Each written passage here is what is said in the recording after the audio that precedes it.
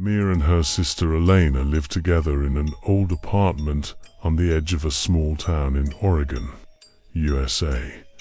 It was a very old building with long, silent hallways, and neighbors never stayed there for too long. People said strange things happened there at night, but Mia never believed in ghosts. For her, every strange sound had a reason, until the night Elena's boyfriend died. His name was Daniel. Daniel was kind, cheerful, and always brought flowers for Elena. He was a mechanic, and his dream was to open his own garage one day. Mia liked him too because he made her sister smile again after years of sadness. One rainy Friday night, Daniel was driving back home after having dinner with Elena.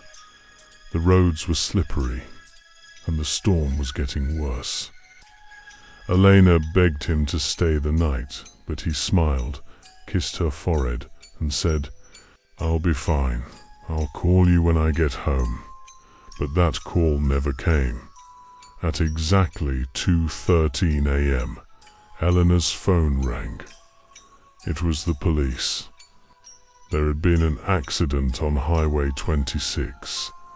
Daniel's car had lost control in the rain and crashed into a truck. He died before the ambulance arrived. After that night, everything changed. Elena stopped eating.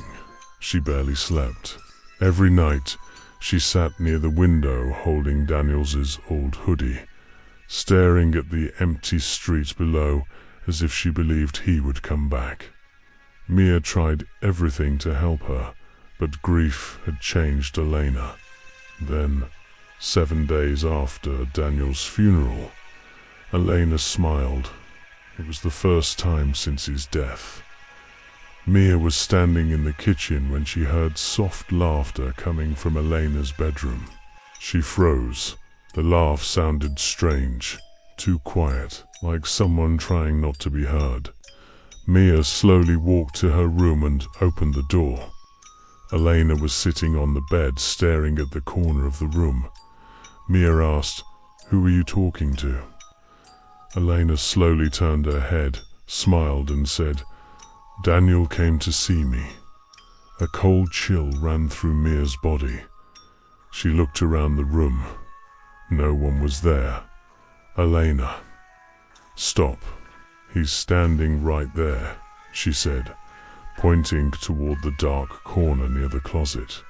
"He says he misses me." Mia's hands started shaking. "Elena, there's no one there."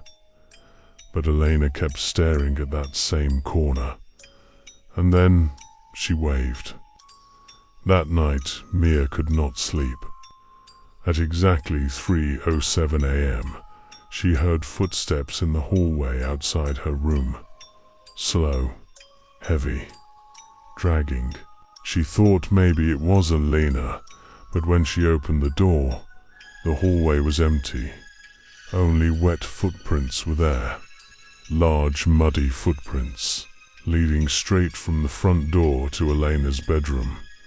Mia's heart started pounding. She followed the footprints and opened Elena's bedroom door. Her sister was asleep, but the window was open. Rain was blowing inside, and outside the window, standing on the fire escape, was a man, tall, silent, completely still.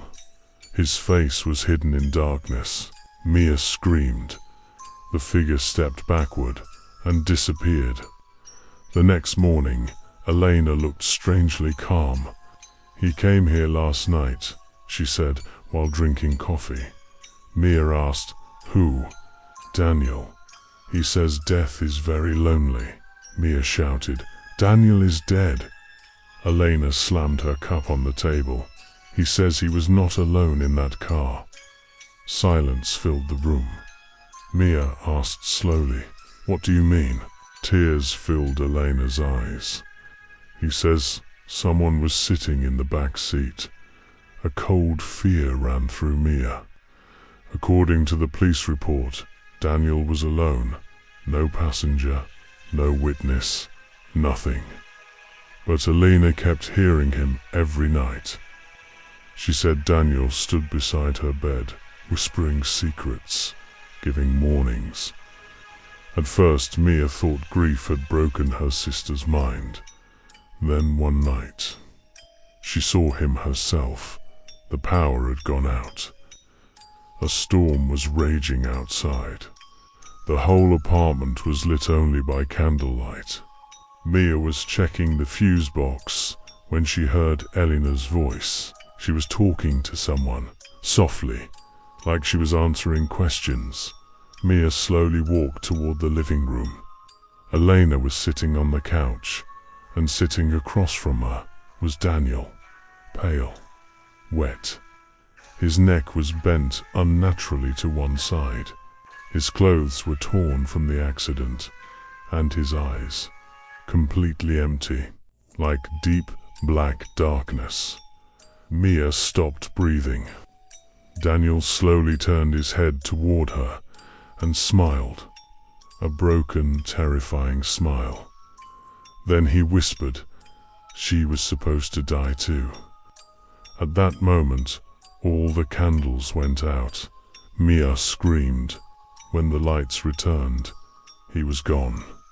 Elena was crying. He says someone pushed his car. The next day, Mia went to the police. She told them everything, except the ghost part. She asked them to reopen the case. At first they refused, but then something strange happened.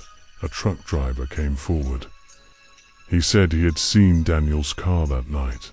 A black SUV had been following him closely. The police investigated again, and the truth came out. Daniel's accident was not an accident. Elena's ex-boyfriend Ryan had been stalking her for months. He had gone mad with jealousy. That night he followed Daniel's car, forced him off the road, and ran away. He thought no one would ever know the truth, but Daniel knew. Even after death, he came back. Ryan was arrested, the case was closed, and after that, Daniel never appeared again. No more footsteps, no more wet footprints, no more shadow outside the window. Only silence, peace. 1 week later, Elena stood by the window for the last time. She whispered softly, "Goodbye." A cold wind entered the room. The bedroom door closed by itself. And from somewhere far away, very softly, Daniel's voice was heard, "I'm home." After that, Elena never saw him again.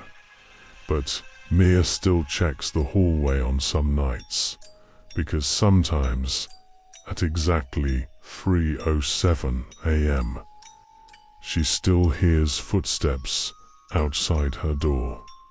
Slow, heavy, dragging, as if someone is waiting. And sometimes, when she sees the wet footprints on the floor, there are not one, but two sets.